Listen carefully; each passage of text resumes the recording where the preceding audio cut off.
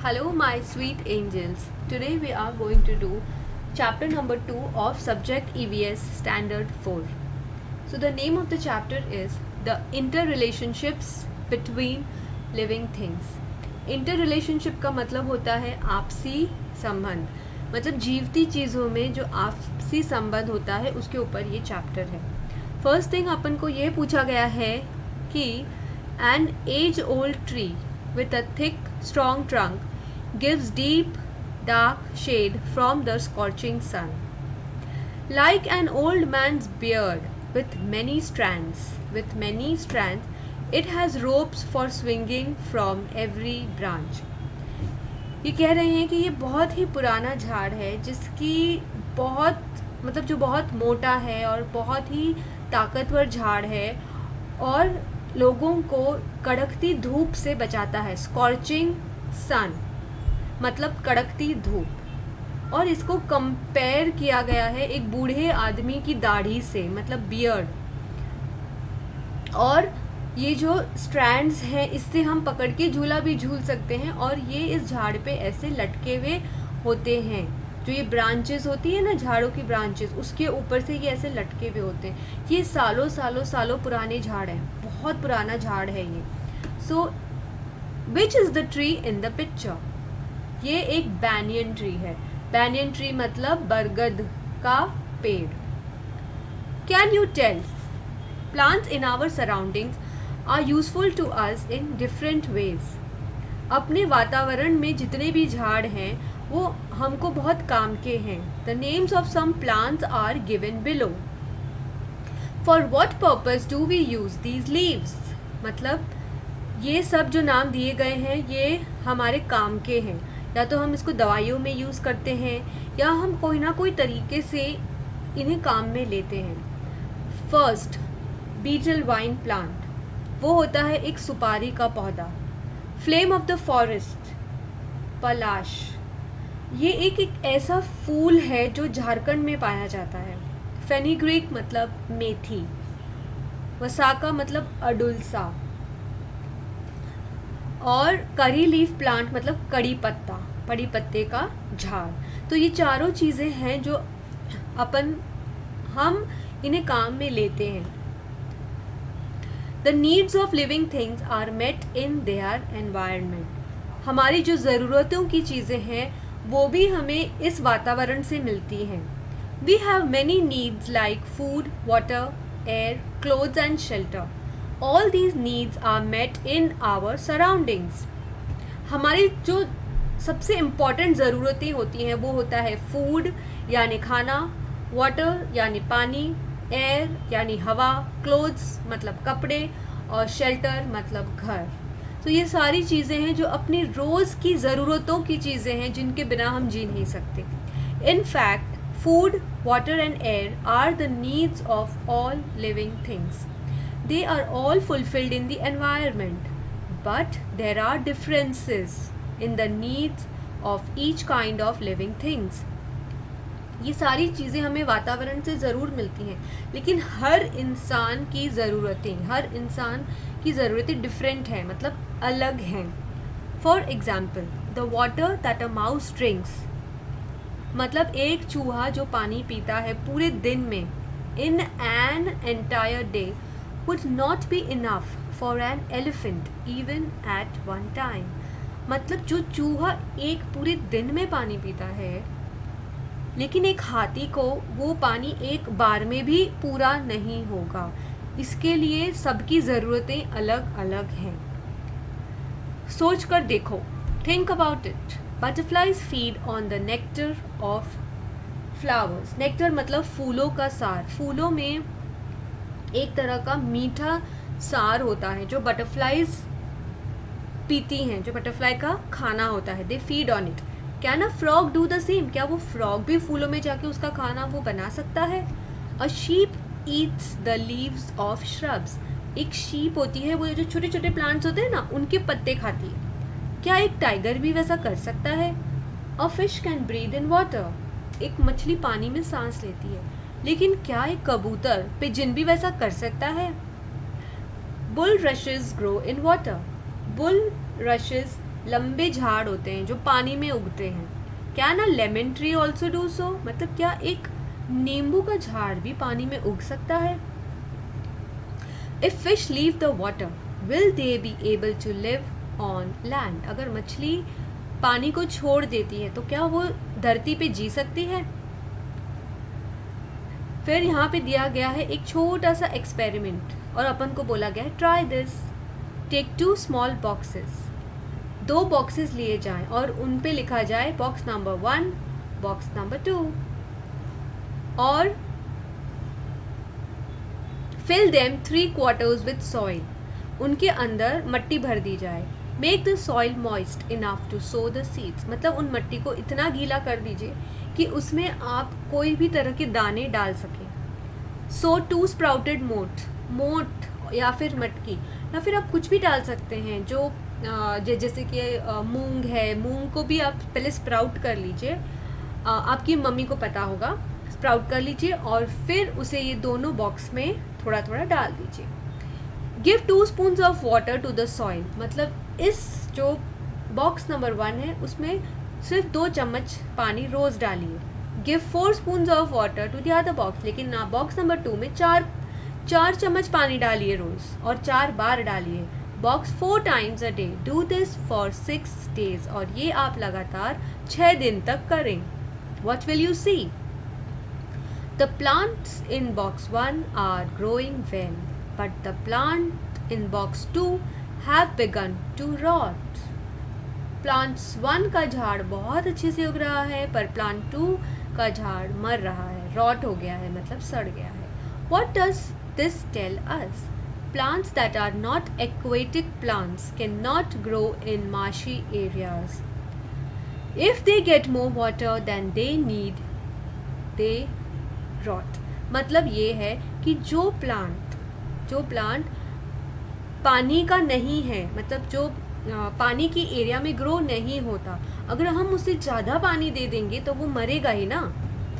Any type of living thing will be found only where all its needs are fulfilled. Very important point, कि कोई भी जो जीवित चीज़ है, जो लिविंग थिंग है, वो तभी ही उग सकता है जब उसकी जो नीड्स हैं, जो उसकी ज़रूरतें हैं, वो पूरी होंगी, fulfilled. Let's take the example of the tiger.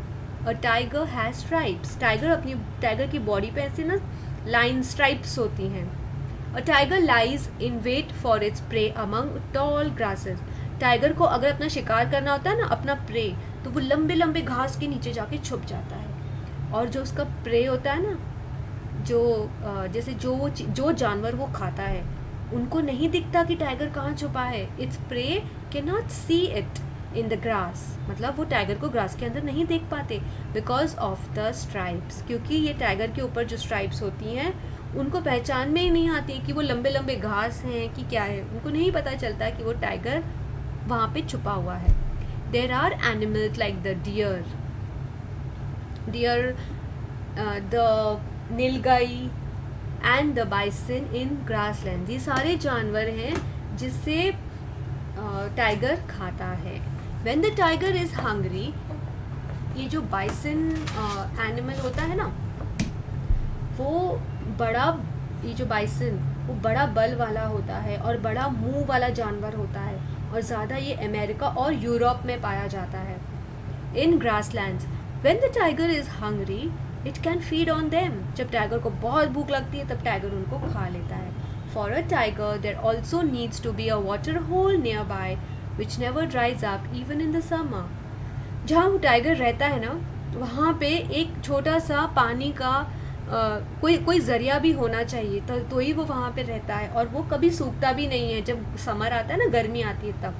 There must also be dense vegetation, tall grasses और केव्स इन हिल्स और माउंटेन्स, मतलब जहाँ टाइगर रहता है ना, वहाँ लंबे लंबे घास भी होने चाहिए, गुफा भी होनी चाहिए, माउंटेन्स होने चाहिए, so that the tiger can find shelter, ताकि टाइगर को रहने की एक जगह मिल सके। A tiger inhabits in area where all these things are available, एक टाइगर वहीं रहता है जहाँ उसको ये सारी चीज़ें मिलती हों, जैसे कि पानी, लंबे घास, गुफा, माउंटेन्स, तो ही वो उस जगह पे रहता है। ये सारी टाइगर की नीड्स हैं।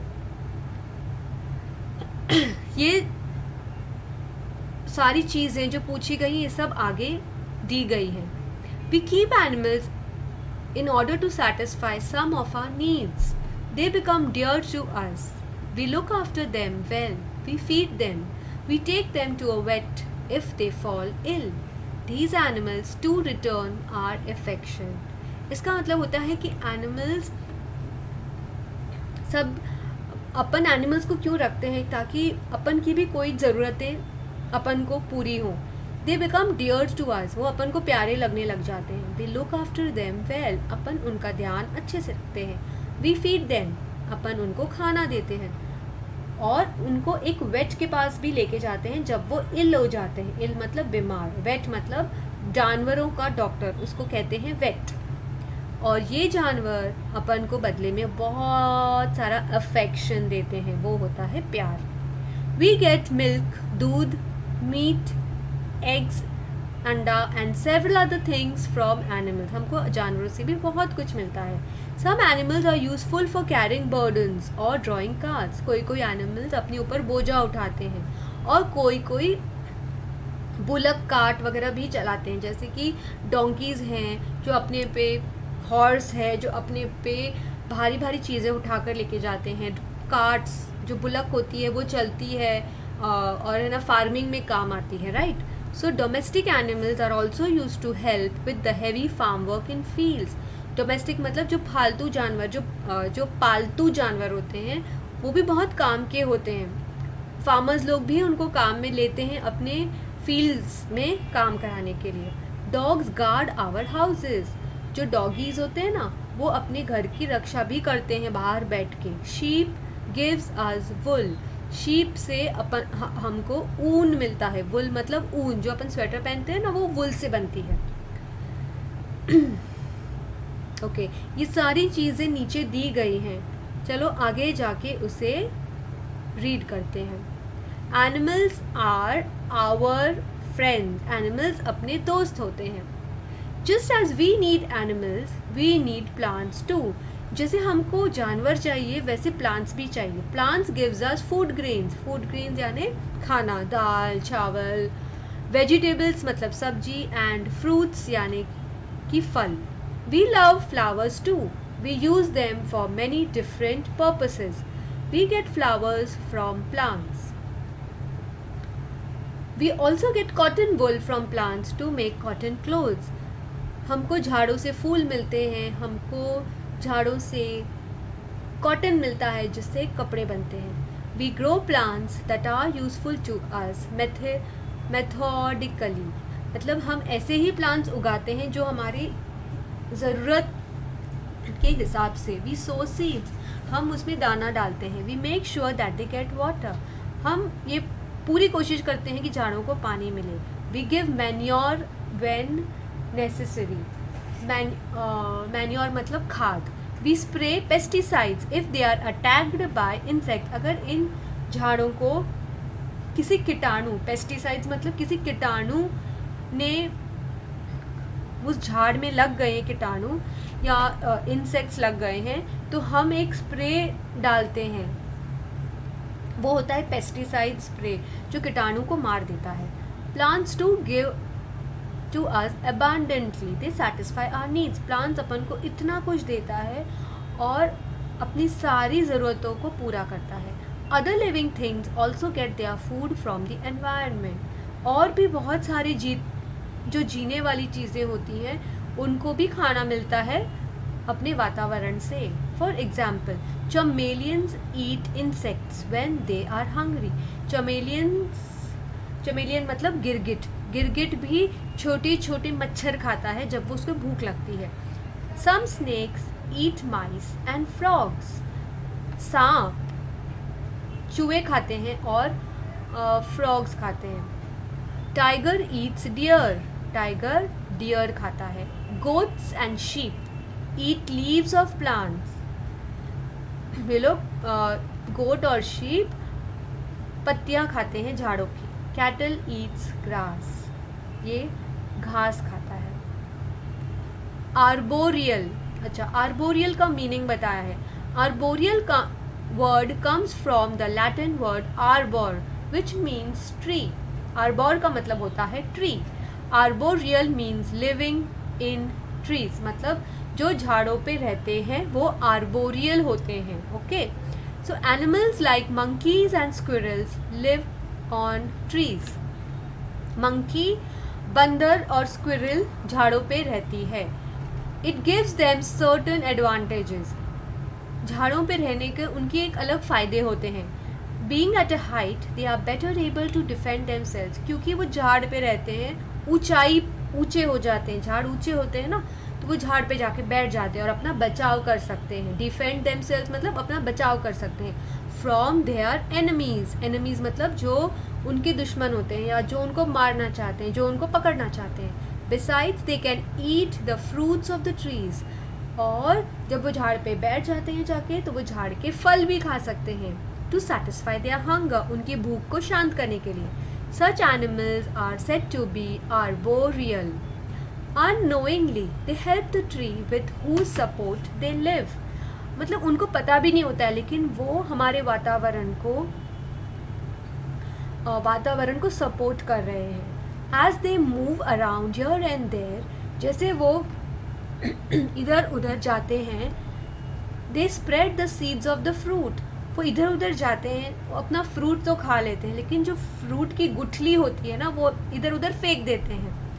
They have eaten through their droppings, इधर उधर फेंक देते हैं। Because of this new trees grow, और उन बीजों की वजह से नए नए झाड़ उग जाते हैं। तो जानवरों को पता भी नहीं होता है कि उन्होंने तो बीज फेंक दी और उधर एक नया झाड़ उग जाता है। Some types of birds to find trees useful for building their nests. Birds को भी ट्रीज पे रहते हैं क्योंकि वो ट्रीज पे अपना नेस्ट बना सकते हैं। So arboreal animals are monkeys, squirrels, birds etcetera.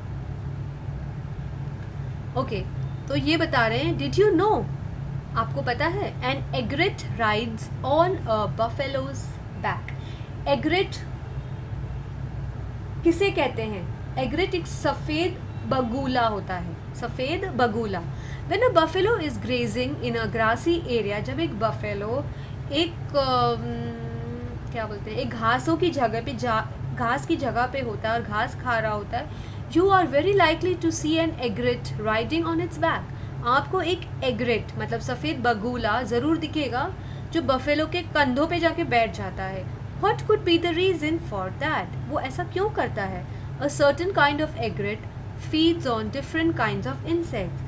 जो ये एग्रेट होते हैं ना, ये सफ़ेद बगुले, वो मतलब छोटी छोटी इंसेक्ट्स को खाते हैं, छोटे छोटे जानवर खाते हैं। Grass is full of all kinds of insects, और ये जो घास होते हैं ना, घास, उनमें इंसेक्ट्स भरे हुए होते हैं। But because they are hidden in the grass, क्योंकि वो लोग ग्रास के अंदर छुपे हुए होते हैं, एग्रेट कैन नॉट सी देम, एग्रेट को वो दिखते नहीं हैं, तो वो उनको पकड़ेंगे कैसे?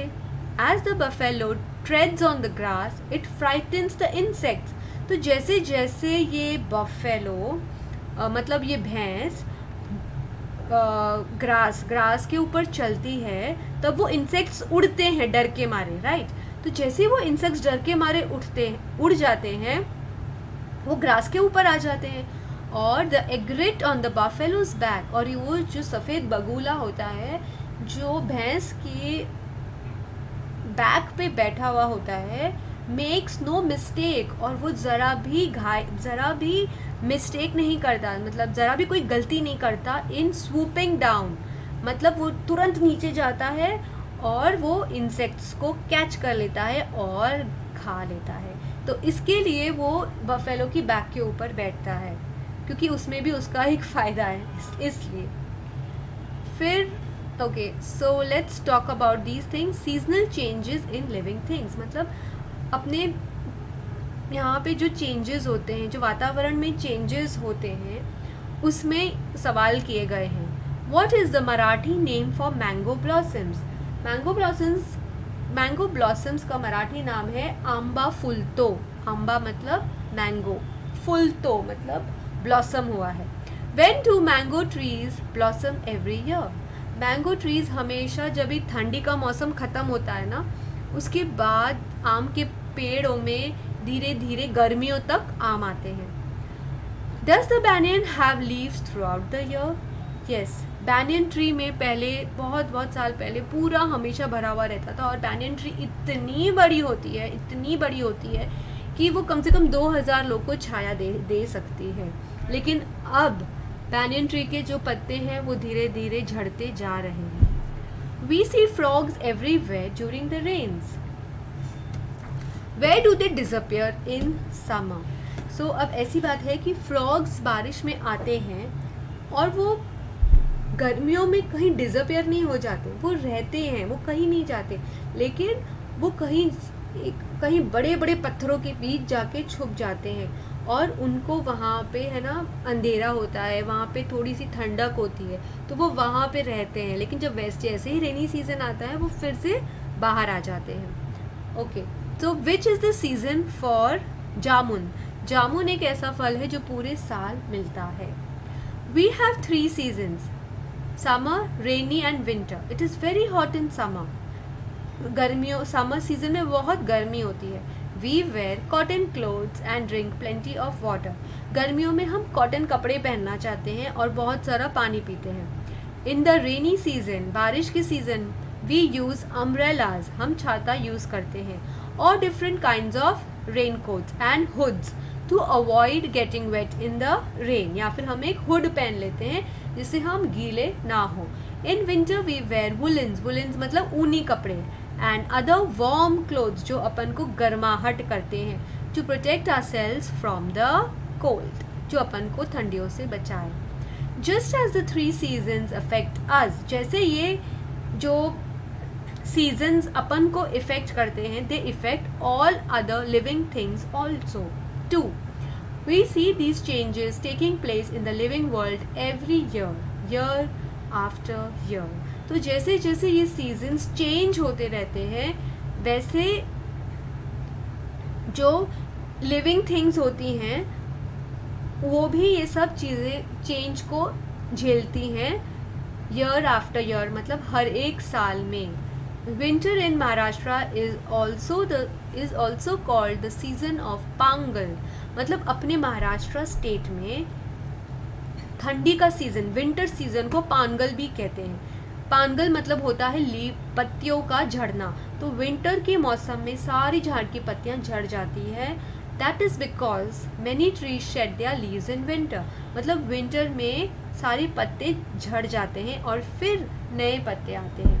The coats of many furry animals, मतलब जो एनिमल्स, ऐसे बहुत सारे एनिमल्स होते हैं जिनके बॉडी पे ना बहुत सारा फर होता है, जैसे बाल होते हैं बहुत सारे, तो वो उनको ठंडियों में प्रोटेक्ट करते हैं, मतलब ठंडी से, उनके बाल उनको ठंडी से बचाते हैं. Furry animals become thicker in winter. This keeps them warm मतलब उनको गर्म रखते हैं. इन द कोल्ड सीजन मतलब ठंडी के मौसम में. Such growth of hair is specially noticeable in animals like, मतलब ये जो बहुत बाल वाले एनिमल्स होते हैं ना, वो कौन से होते हैं? शीप एंड सम, और कोई गोट्स और रैबिट्स भी होते हैं, खरगोश. The end of winter is also the time for the mango trees to start blossoming. जैसे ही ठंडी का मौसम ख़त्म होता है वैसे ही आम का झाड़ उगने लग जाता है. These blossoms are called मोहर in मराठी. मराठी में उसे कहते हैं मोहर. At the close of the month of February, जैसे ही फरवरी महीना ख़त्म होने आता है, it becomes warmer, गर्म हो जाता है. And by March, और मार्च आते आते हमको बहुत गर्मी लगने लग जाती है. We feel the heat. It's time for summer. In this season, summer season में many trees get new leaves. बहुत सारे झाड़ों को नई पत्तियाँ मिलती हैं. Forest appear to have taken on a copper colour because these leaves are reddish and shiny while they are tender. मतलब जो फॉरेस्ट होते हैं ना, उसमें ये जो कॉपर कलर आ जाता है ना, क्योंकि है ना लीव्स लाल हो जाती हैं, शाइनी हो जाती हैं और बहुत ही नाजुक होती हैं. Their colour changes to green. फिर धीरे धीरे उनका कलर ग्रीन हो जाता है. जैसे वो बड़ी होती है वैसे उनका कलर ग्रीन हो जाता है. The the call of the koel is heard in many places. कोयल की आवाज़ तो सभी को पता है, बहुत मीठी होती है, और जैसे ही गर्मियों का आगमन होता है वैसे ही कोयल गाने लगती है। In summer the market is full of mangoes. गर्मियों के मौसम में पूरा मार्केट आम से भर जाता है।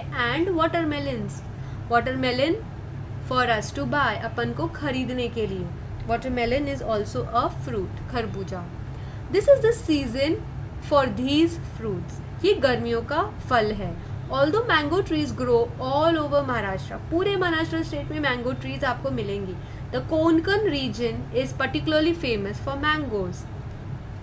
It is also the season for cashew nuts, काजू, कैशू नट्स होता है काजू, तो ये काजू का भी सीजन होता है। The red yellow cashew apples, the red yellow cashew apples can be seen growing on the cashew trees on the hill sides in Konkan region. इस मौसम में आपको काजू भी उगते हुए दिखेंगे कोंकण रीजन में। इन जून महीने में black clouds make their appearance, make their appearance मतलब वो दिखने लग जाते हैं, काले काले बादल। The rainy season is a short way away, मतलब बारिश का सीजन आने वाला है। By this time we begin to get jackfruits, jamuns and karvandas, मतलब बारिश आते आते हमें ये सारे फ्रूट्स मिलने लग जाते हैं।